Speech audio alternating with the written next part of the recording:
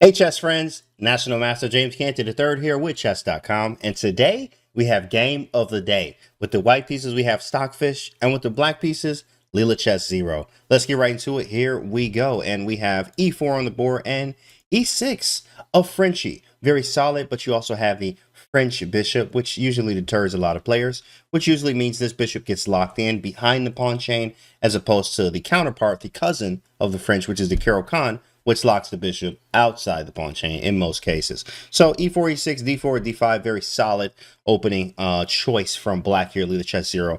Very solid and positional kind of game you get from the French. Knight to c3, one of the best ways to play here. You can go into a win hour, you can go into a normal, classical variation. Many things can happen from knight to c3. It is a sharp way of playing.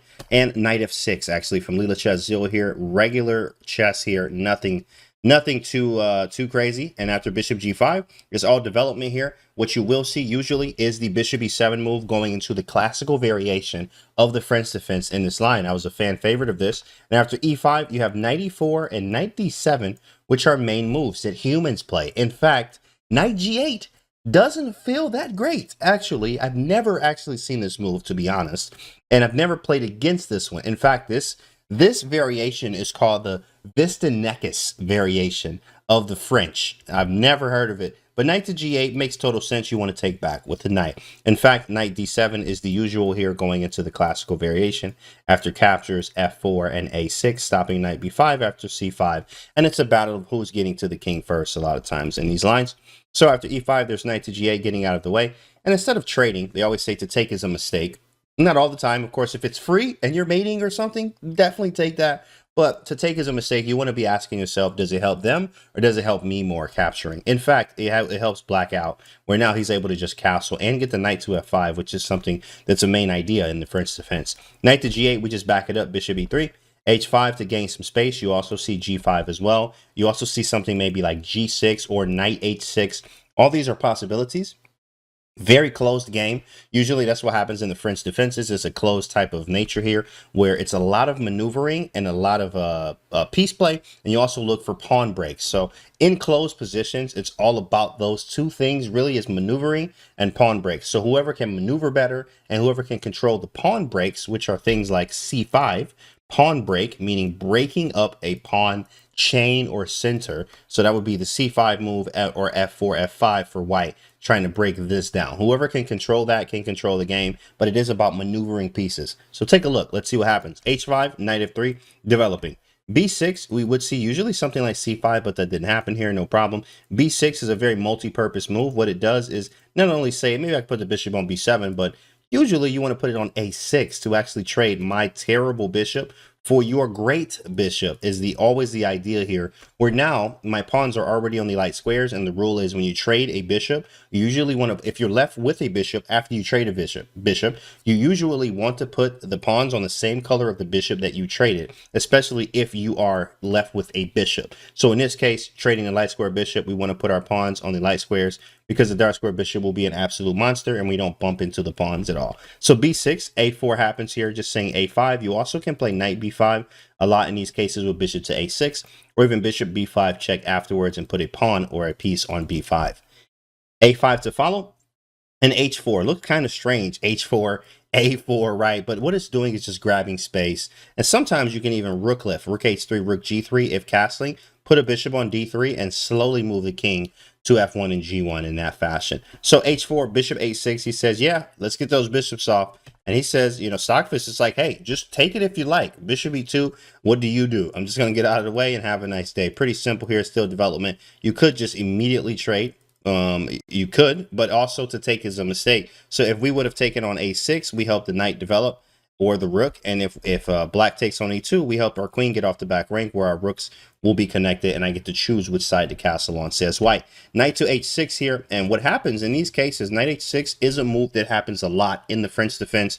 Knights on the rim are dim, so what you want to do if you ever put a knight on the rim or the edge of the board, you need to, within 2 moves, move it back to the center. Knight f5 being a very strong possibility, and again, one of the ideas of the French. Also, knight to g4 is a very strong square as well. These are just holes in the position that white has. So you want to take f5 or g4. In fact, f5 is black square being on black's half of the board, and g4 is the light square being on the other half of the board, but both of these are weak squares. So we could put the knight on one of them and just kind of chill out. So what did white say? Not today, bro. We got to get rid of those, my guy. Bishop takes knight and get rid of it. Rook takes h6 and then g3, which is a very common move. Again, in the French defense, it's a very slow type of game. Maneuvering, piece play. Where do my pieces best fit? Trades, in-game stuff. Very boring sometimes. Sometimes it's very boring. Sometimes it's not. But a lot of maneuvering, nothing just already just crushing. These are slower games. So after g3, which sometimes prepares king f1, king g2. You usually sit the king here a lot. Things like that. It's also a good waiting move. You defend h4. So g3, rook h8, he goes back and says, yeah, my rook's done enough. Let's just go back home. I don't have any threats or targets, so we're going to play rook h8. King f1, and there it is, threatening, or not threatening, but trying to go to king g2 here in these cases, hand castling by hand, and sometimes even using the g-pawn. It just depends on the game, though. But king f1, bishop takes e2, and says it's time to trade him. Queen takes, and king f8. So we're sitting, looking right at each other as if we castled literally a file over here. But again, this is a slow game, so it takes 2 steps. Hopefully, pop quiz. What are the 2 things you need to do in closed positions? Can you remember? What's number 1? Hopefully you said maneuvering. And what's number 2? Pawn breaks. That's correct. Great job. King f8 and then rook to d1. And rook to d1, so maybe something like rook d3. Try to get this knight to g5. But again, this is a maneuvering game. You got to be very clever. And you have to really do well thought out plans when it comes to these type of games. Knight to c6, king to g2. Now we have the king here. Now we could do something like rook f1, knight h2, f4, f5. His king sits here, so we're trying to as fast as possible get to it. King to g8 steps out of the way, so now the king's not there anymore, so that's not a thing. And then white says just knight b5, put the knight on the square and just try to gain some space. It's not any huge advantage here for either side. White does have a spatial advantage, and space is a big advantage. Why? We have a pawn on e5. In fact, we're the only color here, well, the only engine right now that's crossed the line. And what's the line? 1 to 4 and 5 to 8. So white is in black's territory and not the other way around. So we have a pawn on e5 and a knight on b5. So we could give a slight edge to whites here, definitely. So we just have to, it's a squeeze. It's like a very slow, methodical game is what you're going to get here. So knight to b5, knight to b4 says the same thing. c6 could be in the air. And he plays knight to g1. What a move. Knight to g1. Maneuvering. f4, knight h3. Watch these next maneuvers, guys. Knight h6. Like, what are they doing? You're like, yo, what is this game? What are we doing? This is like, I can fall asleep almost because there's so much just a knight hop, knight hop, knight hop. Think about knight hopping again and some more knight hops. c3, c6. Oh, another knight hop. And another one, right? They're doing the same thing. Knight b4, knight a6, knight c7. It's almost like a troll game in a way. Knight b5, knight a3, knight c2. Queen f3, and then, after we see g6, and then queen f3. g6, queen f3, and b5. So now black has made a pawn break. Number 2, right? Number 1 is maneuvering. Look at all these maneuvers they're doing. Knight on g1, undeveloped. Knight on c2, strange game, but it is a closed game. Very compact, very closed center, very tight. So you need pawn breaks. You also want to have the knights in these type of positions and not the bishops, because the bishop's just doing what? Yeah, he's keeping an eye on stuff, but he's not doing anything. He's going to just chill, especially if everything's locked up. Now, if you open the game, this bishop's going to become a monster. But because it's closed, these knights are the monsters right now until we can find good squares. We got to find great squares to put our pieces on. b5 and then b3 here. Very positional game to learn some French defense from both sides, actually, will be this game right here. Pretty strong stuff. b3 and knight to e8. Another knight move here. Went from b4 to a6 to c7 to e8. I don't know where he's going now. Maybe g7, f5. Let's see. Knight h3. Developing some more, maybe moving the queen over and trying to even play g4 or g5, or putting a knight on g5, following something like knight e1, knight f3. Knight g7, there it is, and we're going to play knight f5. A takes b5, c takes b5, and c4. Pawn breaks. That's number 2, right? Number 1 is the maneuvers. We did a lot of maneuvers, moved the knight around, hand castled, put the king on g2. Black did the same thing, put the king on g8. How many times did this knight move? Where did this knight come from? Right? It's on g7 maneuvers. And then number 2 is the pawn breaks. How many pawn breaks did we see? b5 being one. Now white breaking with c4, but also allowing black to have a passed pawn. So this is now it's dynamic. Once this game opens up, it could be nuts. Let's see what happens. c4, b takes c4. So this bishop's getting stronger, but it's not, it doesn't have any real targets, so it's kind of hitting air in a way. B takes c4 and B takes c4, and then knight f5, and we live. We like, finally we can do something. I'm alive. I can breathe. Knight f5, big boy move here. So now we want to see what happens on d takes c4. If d takes c4, you actually have d5 here, or knight f4, which are both good moves here, just sacrificing the pawn. That's what we're doing here. Sometimes you sacrifice a pawn for initiative or something greater. You even have knight e3 here as well. But knight f5 was the move chosen by Leela Chess 0, and then we went knight e3 because we're trying to get rid of your best piece, which is actually the knight on f5. Knight takes c3, queen takes c3. Now we can easily play knight g5 or f4 still and try to figure out what to do with these rooks too. This is a pass pawn. Pass pawns must be pushed, and our worst piece now is this knight sitting on h3 doing nothing. D takes c4, and what do you do in this position? White to move, of course, kind of already saw this theme already. D takes c4, but what do you do? Here it is, guys. d5, and we lie. Very simple. d5. If e takes d5, then of course we're just going to see knight f4, which is very strong. Of course, getting the knight into play here, into d5, hitting the bishop. There's a hole here on f6. Ooh, it's going to be scary, and this is very weak. Along with this, yeah, they're passed, but I mean, you're not going to queen these. It's going to be very difficult to queen these, much harder than you would think. So instead, queen c8 was actually the move. Keeping an eye here on this pawn, defending it, maybe even queening, and also if we see d takes e6, and there'll be queen takes e6, and instead of taking with the pawn and damaging my structure. Queen to c8 and knight to f4, getting my knight to a better square because this knight was gross on h3, and then king h7, kind of tucking the king, activating the h8 rook that still hasn't moved. Queen f3 and rook g8, defending. d6, and now it's time to push these boys. Pass pawns must be pushed. Bishop d8, and every piece that I own is on the back rank. That's always usually a recipe for disaster.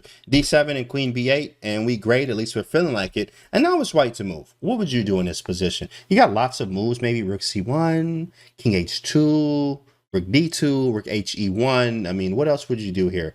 You know, maybe move the knight, knight e2, knight h3. What would you do in this position? White to move. Here it is. I hope you're ready for this. I hope you're ready for this. Here it is. This is a family channel. Here it goes. Knight takes h5. Let's do that again. Knight takes h5. Whoa. Knight takes h5. That's a big boy move. And now f7 is hanging. That's a piece now. Out of all this play, out of all this maneuvering, finally we get to see something very spectacular, which is knight takes h5.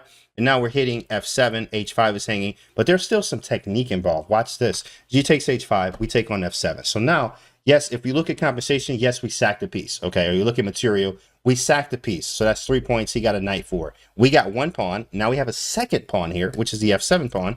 And now we have a third. So in fact, we're actually even on material at this point. And we have some type of attack. Now we do need multiple pieces for a successful attack, usually 3. You could do it with 2 sometimes, but usually it takes 3. And sometimes you count the pawn as a piece when you're using the attacks. But here, we only have, what, the queen right now? Maybe the pawn? Maybe. But let's see what happens.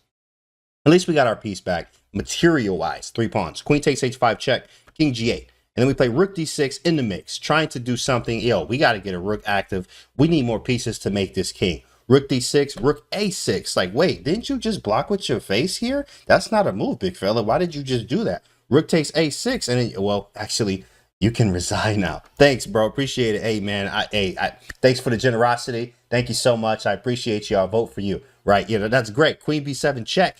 Now we're able to take this rook that was the active piece that we needed to try to checkmate you. Now, white does have, of course, a perpetual if things get really bad, like king g1 or king h2, and after takes of the rook, we could just check, back and forth perpetual. But, you know, we don't want a perpetual here. Instead, we actually go, instead of taking, we just move back. Rook d4 for the score. Get up out the way. Maybe bring the rook over to this side of the board. c3. Wow, getting out of the way. Of course, and actually just trying to push this pawn because we're trying to queen and do whatever we can. And also bishop b6 is going to be coming, maybe queen b7. And what white does here is actually just stepping out of the way. No checks. I don't want any checks. I don't want any type of, you know, oh, this small little check, because especially a high level play, an engine play like these strong engines are playing. A lot of times, even the smallest move will be game over due to calculation. King h2 is very nice, stepping out of all the checks. A very nice prophylactic move that, of course, the checks will be annoying later, so he steps out of it. King h2. After king h2, queen h7, hitting the rook on f4, also x-raying and hitting the pawn on f2 through the rook on d4. Queen e8 check, stepping out of the way. Of course, checking. You can't take this bishop. The rook's absolutely hanging. King h7, and you check and you repeat. And you think you're going to take a draw here, right? Yeah, just take a draw. I mean, why not? You know, just check back and forth. I at least have a draw here, says Stockfish. But then Stockfish thinks for a little bit and just says, well, maybe we'll play on just a little bit more. Rook h to d1, defending the rook, and then c2. Now I still have a perpetual. I can take a perpetual here. Now, would you take the perpetual? You tell me. Would you take a perpetual here? White to move. Would you take the perpetual check? Would you move your rook? Well, of course, you got to be careful if you move this rook, because this rook is connected to this rook. So if you move this rook, you know, maybe somewhere else, well, you lose this rook. And if you move it up, well, then you're allowing a queen. So what are you going to do? What are you going to do? White to move. Here it is, guys. Hope you're ready for this one. Okay. White said, we're not taking a draw. Okay. You're not going to win. And your counterplay, not working. Not working. Here it is. Rook f4 for the score. Shut the door. That's a wrap. That's over. Wait, what? What do you mean? And actually what black did, this is so strange, right? I mean, not strange. Of course, there's no way out of this. But the funny thing is this is what Leela Chess did. Leela Chess took on f2. You know, this is the engine moves where they like, oh, it's mate in 4, mate in 5. Why? Because of the moves that the engine makes that don't make any sense to just stop your mate for longer, prolonging the mate. Queen takes f2, and what do, right? That's just not a move. Well, why is rook f4 so strong? Like, why don't I just take the rook and queen? That's mean. Well, watch this nasty move. I hope you did your puzzle rush today. Tactics win games. Bam! Rook f8's on the board. Oh my goodness, that is ridiculous. King takes, and then you would think it'd be this check, but how many pieces does it take for a successful attack? Remember, sometimes in the attacks, we use the pawns as pieces. Yeah, it's a pawn, but we're using, if you think about this, 3, 1, 2, and 3 for a successful attack. Rook f8, and we great. Oh, and that's mate. Queen e8, GG, start a new one. So that was it. In fact, after rook f4, the only move, well, this was the move that was chosen by Leela Chess 0, was queen takes f2 check. Ouch. And then after rook takes, rook g4 for the score. I don't know what score. And then rook f7, rook takes h4, not a move. G takes, taking on d1, and queen h7 mates. Wow, man, what a positional game, and something to learn from here. As you know, you have to be patient sometimes. You got to move pieces around, and you have to maneuver, and again, the pawn breaks. That's what it takes in close positions like this one. Well, I hope you enjoyed today's video. I'm National Master James Canty III here with Chess.com, and I'll see you guys on the next video.